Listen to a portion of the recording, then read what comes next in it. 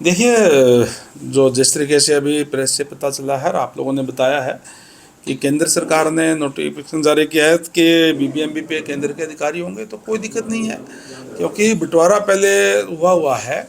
और जो अधिकारी होते हैं वो तो सारे सरकार के होते हैं। उन्होंने उस जो फैसला सरकारें करती है उसको लागू करना होता है, और वो लागू पहले ही है, हमारा हक हमें मिल रहा है। लेकिन विपक्ष लगातार आरोप लगा रहे हैं कि जो केंद्र सरकार है उसने कहीं ना कहीं हरियाणा के हक और पंजाब के हक को कम कर दिया।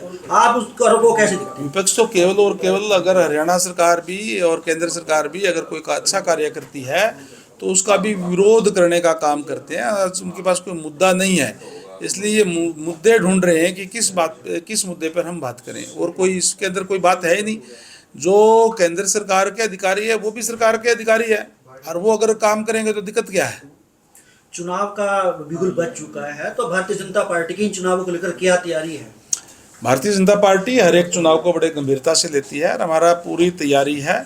हम चाहे वो नगर निगम के चुनाव हैं और चाहे नगर पालिका नगर परिषद के हैं, और हमारे एमसीज के हैं, चाहे चेयरमैन के हैं, हम सारे के सारे हम जीतने का काम करेंगे। क्योंकि आज प्रदेश की जनता भारतीय जनता पार्टी जिस ट्रांसपेरेंसी से कार्य कर रही है उसमें विश्वास रखती है, और भारतीय जनता पार्टी के साथ है। कांग्रेस की चुनौती को इस चुनाव में आप कैसे देख रहे हैं?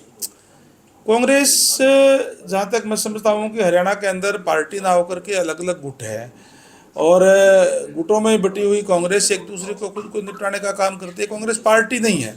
कहीं हुड्डा जी का गुट है, कहीं शैलजा जी का है, कहीं रणदीप जी का है, कहीं और फ्रंट उन्होंने बना रखे हैं। तो इस तरीके के हालात आज कांग्रेस के हैं। मंत्री जी, एक मेरा लास्ट क्वेश्चन है आपसे, क्योंकि तीनों जगह मेयर भारतीय जनता पार्टी के थे, कहीं एंटी इनकम्बेंसी फैक्टर काम करता नजर आ रहा है आपको? ने जिस तरीके से तीसरी बार भारतीय जनता पार्टी की सरकार केंद्र में भी और स्टेट में भी बनी है, भारतीय जनता पार्टी जहाँ कार्य करती है, क्योंकि ट्रांसपेरेंसी से कार्य करती है, इसलिए लोगों में एंटी इनकम्बेंसी नहीं बल्कि प्रो इनकम्बेंसी के साथ और ज़्यादा वोटों से हम जीतते हैं। और आप ये भी देखना कि इस चुनाव के अंदर भी हम पहले से भी और ज़्यादा वोटों से जीतेंगे।